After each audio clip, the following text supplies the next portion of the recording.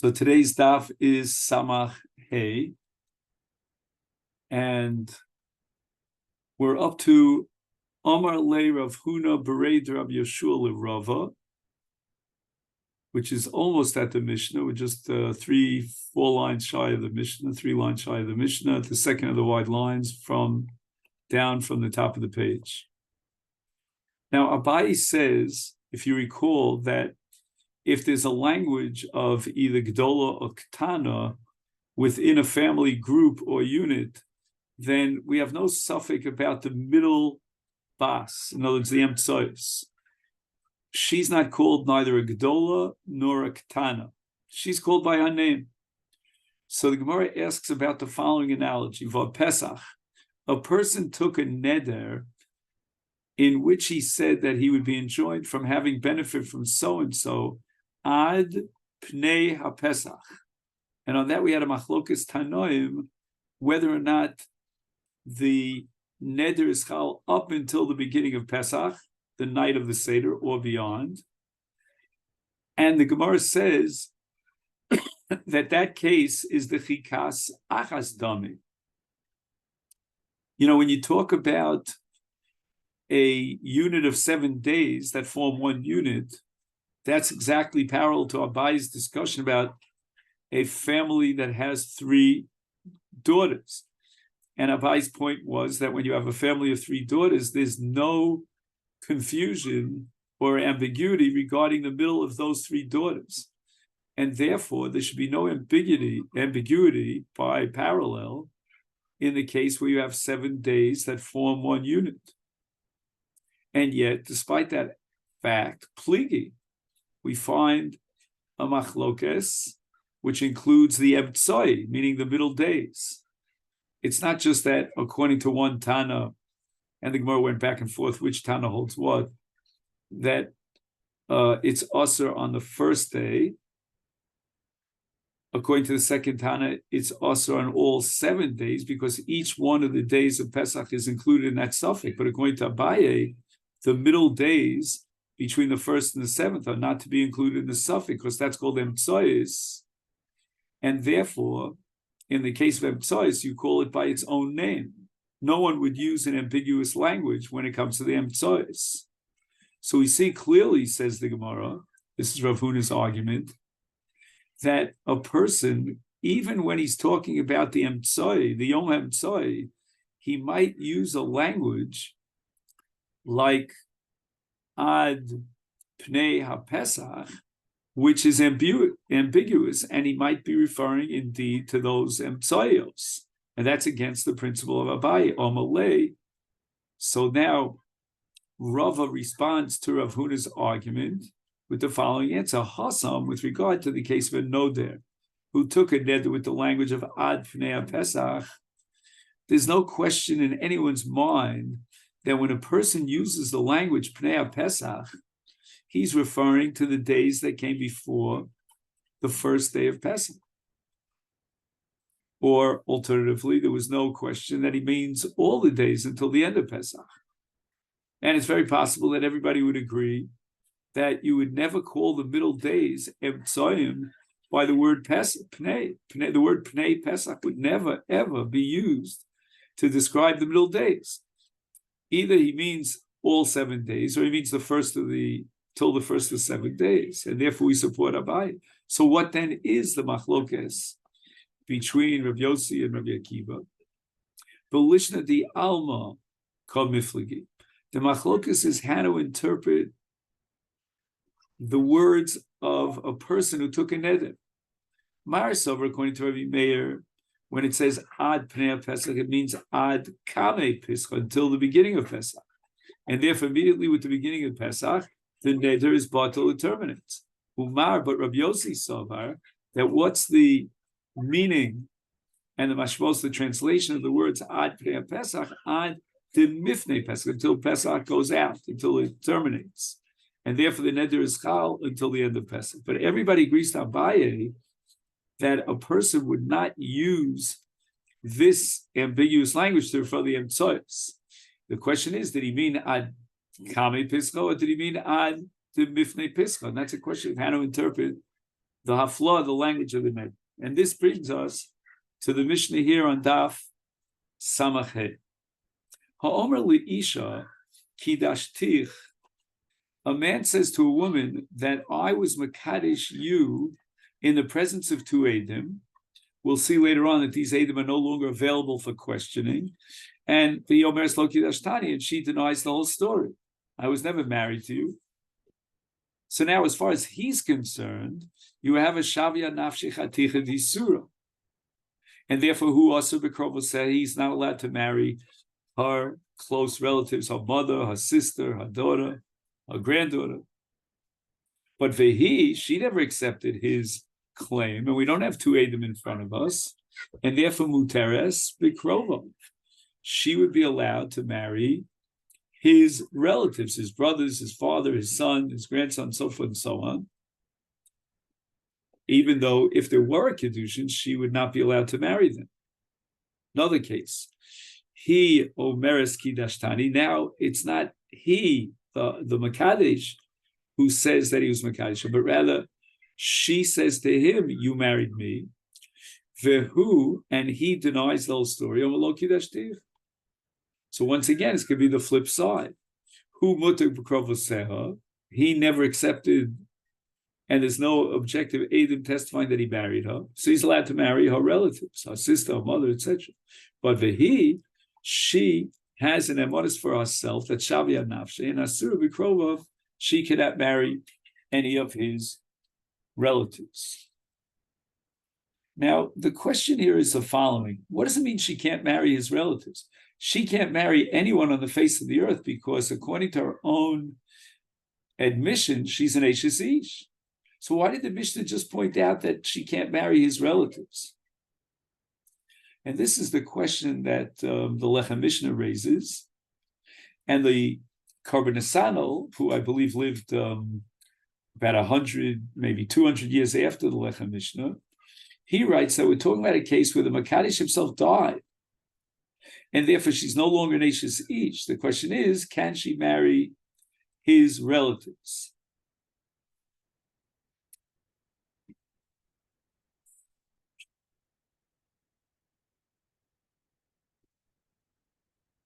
Next case, Kidashtich. A man says, I married you. Vehi, she contradicts him. Vomers lo kidashta elabiti. I didn't receive Kiddushin from you. I'm not married to you, but you married my daughter. So what's the halacha? Who asur b'krovos gedola? He, by his own admission, was married to the mother. She's called the gedola. And therefore he cannot marry her sister, her mother, her daughter, etc. But gedola muteres b'krovov, the mother herself, who denies that she was married to this guy, is allowed to marry his relatives, his father, his brother, etc. Now, what about the bas? The mother said that you, Mr. So-and-so, married my daughter. And the halacha is, who mutar b'krovos ketana? He never agreed and conceded that he married this daughter, and therefore he never took upon himself an Isur of Shavia Nafshi vis-a-vis the daughter. But what about the Ketana? Would the mother be believed, as far as the Ketana is concerned, to require that this Ketana receive a get from this Makadesh? And the Mishnah says absolutely not. The Torah gave Ne'emanis to the father, but not to the mother. And therefore, Muteris, this Ketana, is allowed to marry Krova. And by the way, when we use the words Gedola and Ketania, we don't mean what they normally mean. We're talking about the mother and the daughter. Fourth case in the Mishnah. Again, the Gemara is going to go through all these cases and try to figure out what's the chiddush of each case.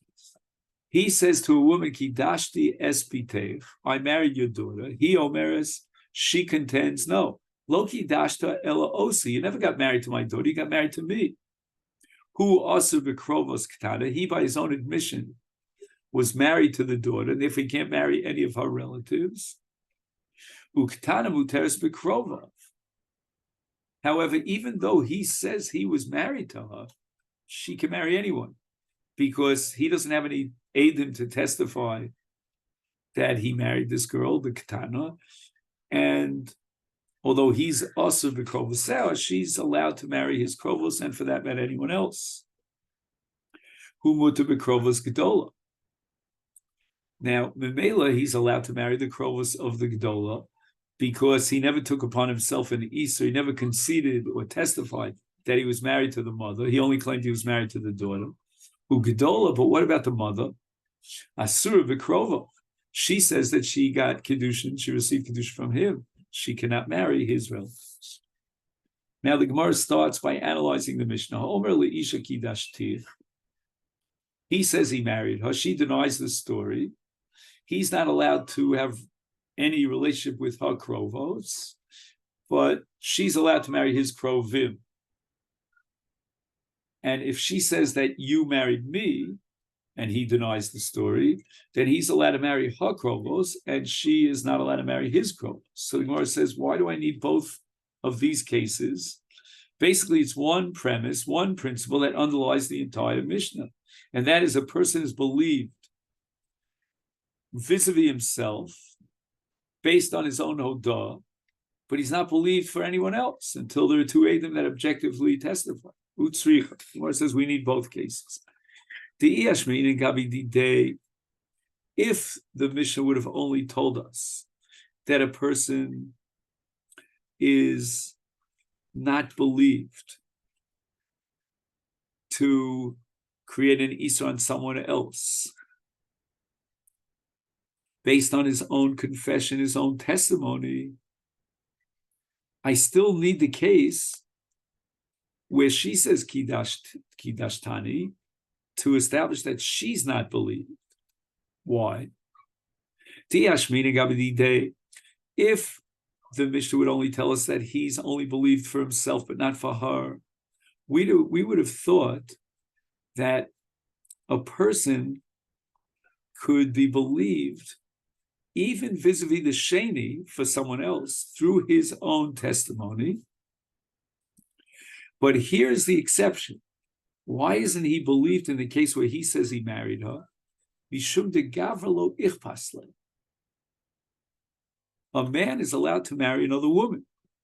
So therefore, there's no inhibition that would prevent him from lying and saying he married her.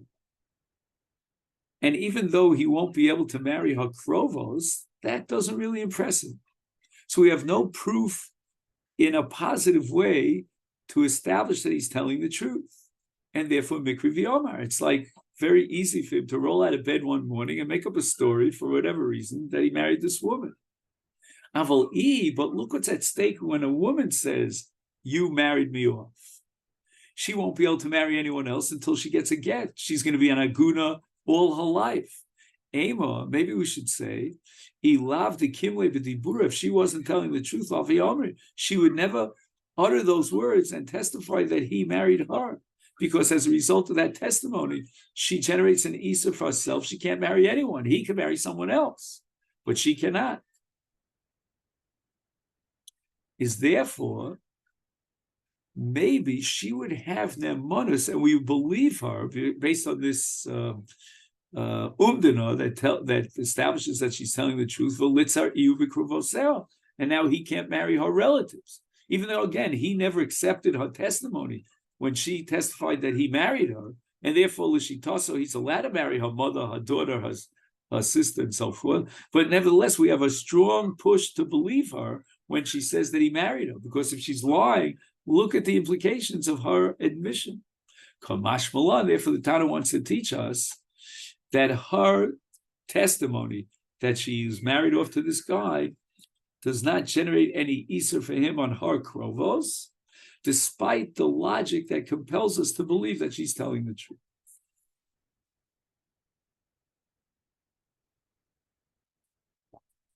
The Mishnah teaches us that kidashtich v'hi omeres, lo kidashti, lo kidashto CLSVP. He's not allowed to marry the krovos of the mother because he admits by testimony that he was married to her. She, on the other hand, can marry his relatives. He's allowed to marry the relatives of the daughter, and the daughter's allowed to marry his relatives. So once again, the Gemara is going to ask the same question. all of this is just another application, another scenario that's based on the same underlying principle that a person is only neman for himself, but he can't generate isurim onto anyone else.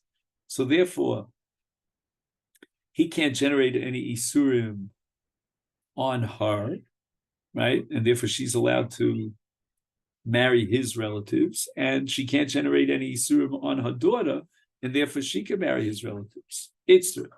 Salka, I would have said that midaraisa hemne rachmanali av lidida.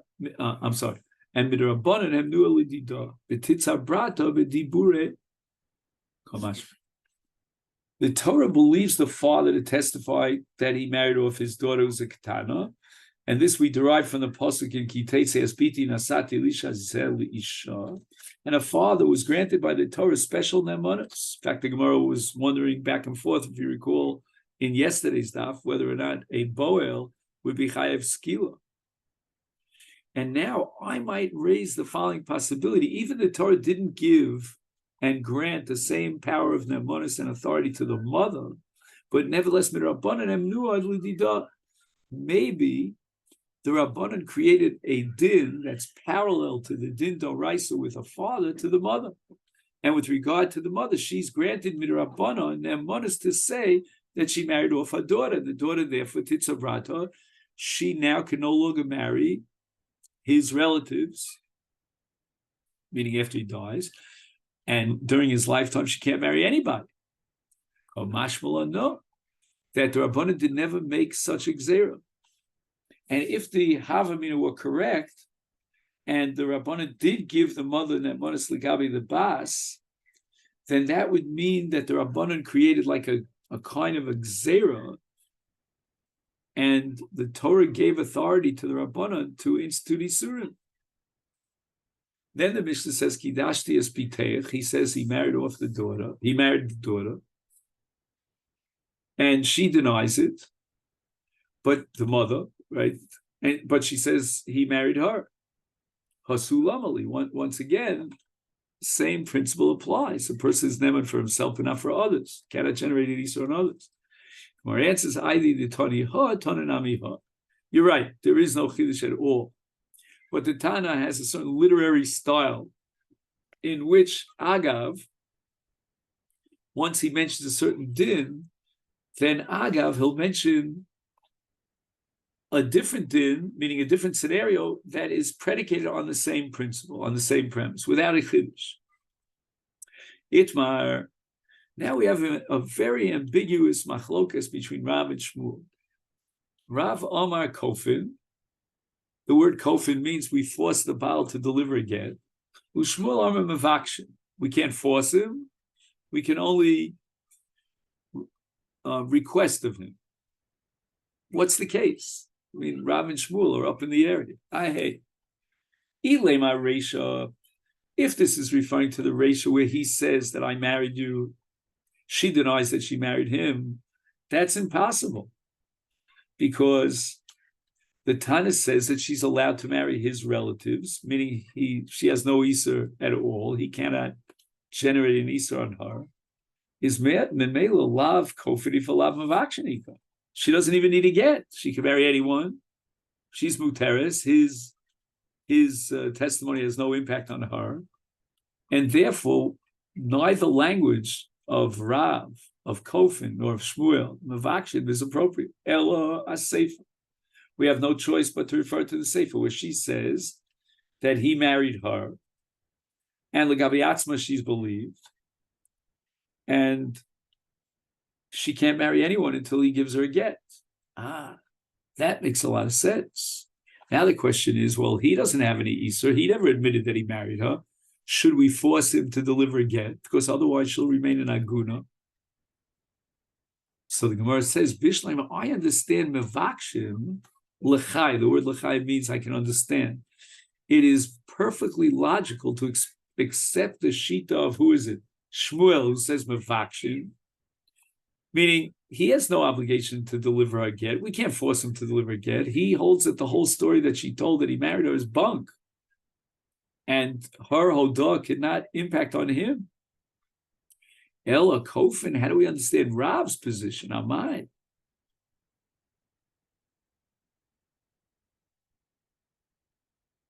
Now, the Gemara is going to add a little bit of a punch to understand Amai what the Makshin is asking. That's the words that we're coming up to. Omar lo nichali de itzar bekrevi. Let me just give what I think is a little background to those words. The Gemara is not happy with Rav until they add the extra words as explanation for Rav, because we really should force him to deliver a get. I mean, think about it. Does he lose anything by giving a get?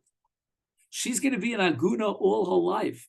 We should be beating him until he's black and blue all over it to force him to give a get. I mean, the Torah says, can we leave a woman as an aguna for all her days? Says the Gemara, I don't understand Rav. You know why? Because he stands to lose by delivering the get. How so? Omar, he's going to claim, lo nichali ditzar bekraven. The halacha is going to require, as a result of this get, it's not just, write a get and give her the get without any repercussions. No. In the aftermath of his delivery of the get, when the spectators around us see that he delivers a get, and therefore they believe that he was married to this woman, now we're not going to allow him to marry any of her relatives because they're all arayas. So delivering the get, in a sense, whether he likes it or not, is a confession on his part that he actually married her. Because in the eyes of the spectators, that's what happened. He's giving a get because he must have married her. Otherwise, why is he giving her a get? And the implication, therefore, is no one's going to allow him to marry the relatives. People are going to say, a man is allowed to marry the relatives of his grusha. And that's not so. Gerushin does not matir any arayas. He still remains also b'krovosel. And the Gemara is so convinced that we cannot force him to deliver a get, and therefore Rav's position is untenable, that the Gemara has to reinterpret the machlokas between Shmuel and Rav. There was never a machlokas between Rav and Shmuel.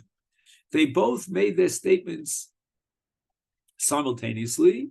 Shmuel's statement was interpreted by Rav.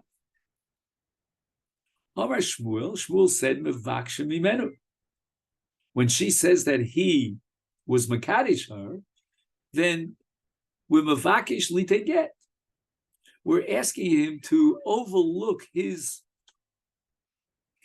detrimental loss in the aftermath of delivering the get, and please be a nice guy. Be Mavater, as we say, and give her the get. Amar Rav. Now Rav points out what are the repercussions of his giving the get. If Nasan get me'atzmo, kofano soliten ksuba. So I'm going to read this Gemara without the word me'atzmo, just for pedagogical reasons, and then we'll get back to the word me'atzmo. Rav says once he delivers the get, then you know what? He's going to have to pay the ksuba. Why is that? Because inherent in the delivery of the get to this woman is a confession that he married her. Otherwise, why is he giving her a get? Well, my friend, if you were married to her, you owe her the ksuba. Says Rav, no. If Bezdin are asking him out of the goodness of his heart to deliver a get, because otherwise she's in trouble, he's not admitting that he married her. He doesn't have any chiyuv to pay the ksuba. But me'atzmo, if, that's why Rav adds the word me'atzmo, if on his own initiative he gives the get, that itself is a miktsas hodah that, you know what, she's right, I married her. And therefore he has to pay the get, the ksuba. Now there's a very, very important comment over here in the name of the Rishonim in the Masechet. And he says the following, that if he were to give the get together with a statement, a public declaration, that he's only giving the get because he doesn't want her to be an aguna, but he doesn't admit at all that he married her, then in such a case, he's not chayiv ksuba. So again, even though it was his own initiative, which Rav says, then therefore, kofin also to pay the ksuba, there's a limitation, a qualification. When does his own initiative to give ring again force him to pay the ksuba? That's only because we have reason to assume that he's admitting that he married him. But if at the time that he delivers the get, again on his own initiative me'atzmo, he makes a statement, I'm only doing this because I don't want her to remain in aguna never, then he doesn't have to pay the ksuba. My question, I wrote myself a note here, is that in the light of this comment, which he attributes to the Rajba, what would be the deal as far as marrying Hakrovos? We say that the reason why he's not allowed to marry Hakrovos after he delivers the get is because the spectators see in the giving of the get an implicit admission that he married him. And now we're not going to allow him to marry the daughter or the sister or the mother of his grusha.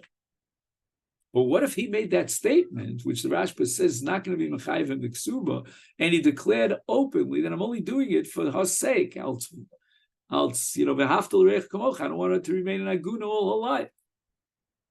So now it should become clear to the spectators that he's not confessing that he married her.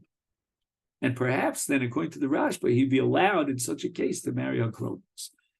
That was my chiddush, but I don't think it's right, because we can't play around with spectators. We don't know what they heard, what they know, what they don't know. The law has to be objective, and we can't play with fire here, and people think that he's marrying the sister of his grusha.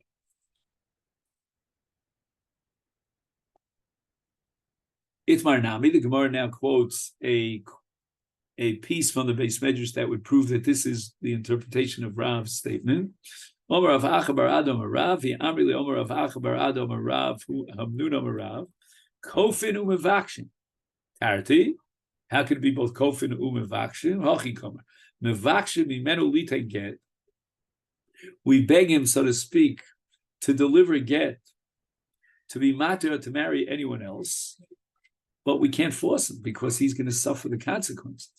But v'im nosan mi atzmo, you should know that if on his own initiative he gives the get, and therefore there's an implicit admission on his part that he married her, then kofano solite ksuba. That's exactly the way we interpret it.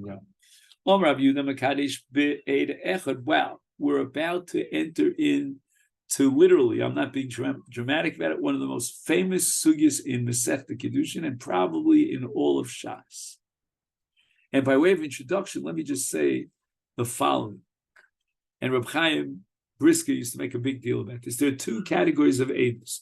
There's edus lebir hadavar and edus lekiyum hadavar. Omer Rav Yehuda makadesh b'ed echad ein choshim lekedushin. One aid is not reliable.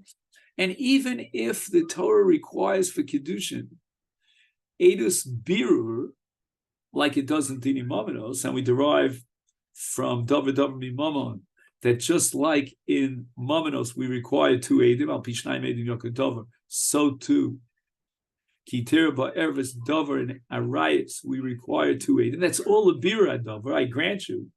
But one aid is not a bira. The Torah doesn't rely on one aid.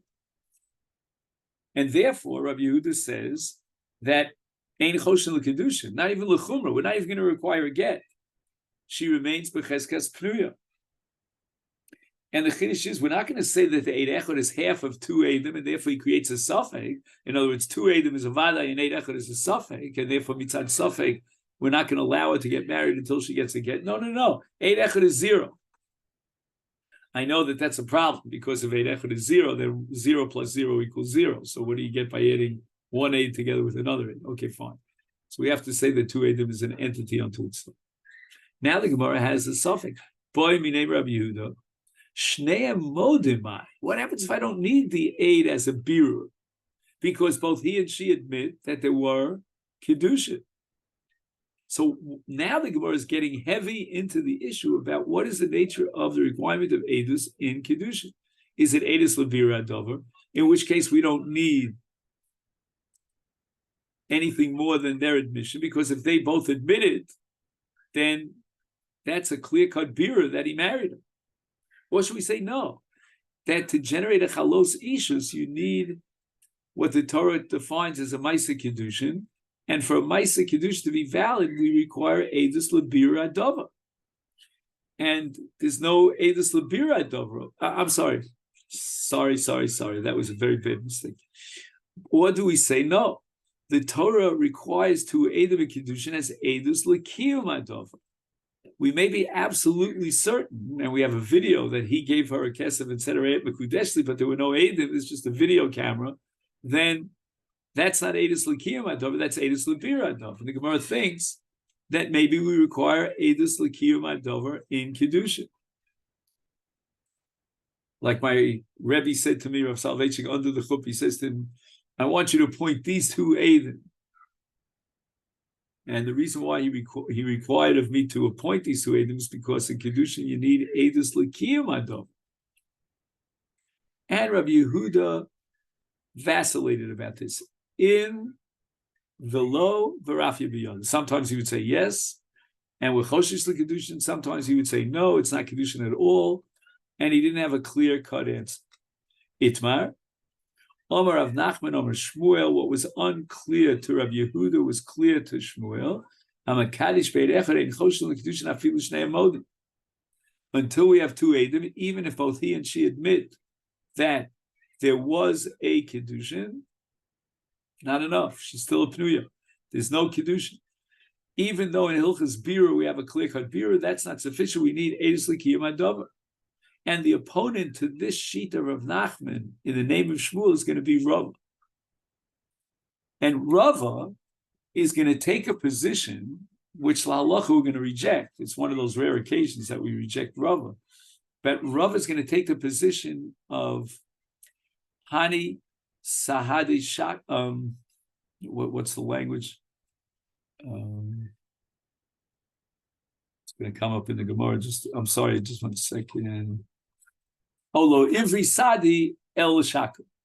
That the Torah did not create Eidim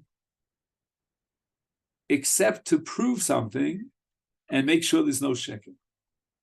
And therefore, Rava l'Rav Nachman, Homer l'Isha Kidashtich, our Mishnah, the Yomer Sol Kidashtani, who also said he muteres bekrova. Ika Eidim, Amai muteres bekrova. If she denies the marriage, but there are Eidim, how could she marry his brother? V'ida leka Eidim, and if there are no Eidim, is Amai also bekrova sell? Why should he be also in her krovos?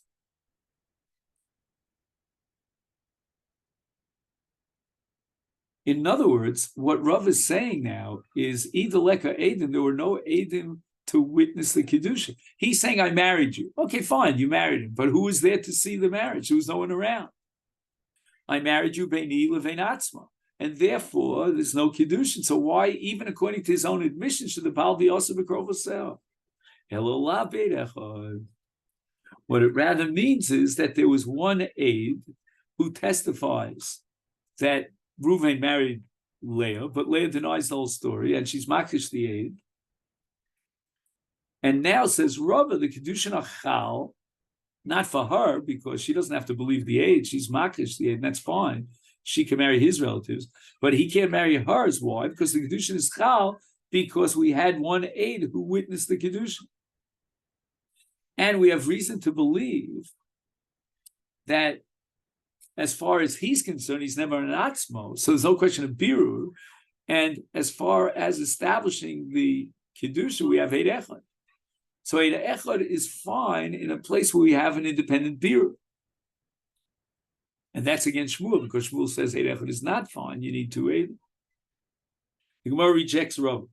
You know what the Mishnah is talking about when it says that he claims that he married her? He is identifying two Eidim that were there, present at the time of the Masechet Kiddushin. They're not around for questioning, and therefore, L'gavi Atzmo, even in the absence of Eidim, he's believed because we have Eidus Lekiyum Adover according to his own admission, and therefore Shavya Nafshi Chaticha. He's not allowed to marry her Krov. and we'll ask him to deliver again. But then he'll have to pay the ksuba. Okay, Eisvei, the Gemara has a kasha on Rav Nachman, who holds that Kiddushin with 1 aid is not sufficient, it's not effective, from the Mishnah in Gittin on Daf Pei Aleph. Hamagari says Ishto Veloni Pudniki. After the Gerushin, the Megarish and the Miskareshes were alone together. They had a nightly stand in a pundik, some sort of an inn. So there was yichud. Is Beit Shammai Omer Meina Tzricha get? She doesn't need a second get. She already got one get from him. Beis Hillel Omer Tzricha Himenu get Sheni Hechi David. Why does Beis Hillel require a get Sheni? Idi could aid him if there are witnesses that they had Kiddushay Bia in the Fundaki, my time in the Beit Shammai. How could Beit Shammai deny that she needs a second get? The Eid, the Leka Eidim, my time the Beis Hillel. Why should Beis Hillel require a second get if there are no Eidim? Elalav, the Gemara answers, and again, this is Rava's logic in attacking Rav Nachman, is be'ed Echad. There was one aid who saw them culminate the Bias Kiddushin, and both he and she confess that the aid is telling the truth. Nobody denies it. So therefore, Beis Hillel says that that is valid Kiddushin, even though there's one aid, meaning all you need is Bira Dover, and the fact that he and she, the Makadesh and the Miskadesh, both admitted that the aid is telling the truth, and there were Kiddushin Bia, therefore the Kiddushin is Chal, and Beis Hillel requires a second get. And that's against Rav Nachman in the name of Shmuel, who says that you cannot effectuate a Kiddushin in the presence of one aid. So when it says, wait a minute, L'tamech, according to you, that the case, according to the Makshin, who we identified him as Rava, that we're talking about a case where the Kiddushin took place in front of one aid, then Amos Seifa, right? I had sent a message to my wife that in WhatsApp that we were starting the Shia. I don't know if she got the message or not. Amos Seifa, Umodim bin Isgarsha min ha'erison. Wait a second. The question is, when was the get given? Was it given after Nesuin, or was it given between Erison and Nesuin? And the difference is what we call libo gaspa, meaning if a man has yichud with a woman after he's been married to her, that's called libo gaspa. He's already, used to a relationship with her, and therefore we have reason to believe, says Beis Hillel, that when he went with her in a private place befundiki, then he certainly had beer with her. But if it was only Mina Erison and they had never ever consummated their marriage, then it's not libo gaspa. And therefore, Nisgarsha Mina Erison is in such a case, Modim Beis Hillel Beit Shammai she'ein tzricha menu get sheni. V'nei she'ein libo gaspa. We have no reason to believe that there was a bil shem kiddushin. Isak kedai tachei echad meheman. If, according to you, Rava, who is the Maksha, we rely on the testimony of one aid when there's no akhash, then Mali ben Eris and Mali Nasu, what difference does it make? Even if you argue that it was not Libo Gaspa, but we have the testimony of one aid, and nobody denies the aid, no one contradicts the aid. And therefore, why would Beis Hillel be moded to Beit Shammai that she needs another get? Ella, therefore, the Gemara clarifies, Hachamayaskina, what's the case? Kigon deika ede yichud, veleka ede bir. There were two Eidim who saw the Yichud. They didn't see the Bia. And now we get to the whole issue of Hein Eide Yichud, Hein Eide Bia. Beis Hillel Savri, Lo Amrinon,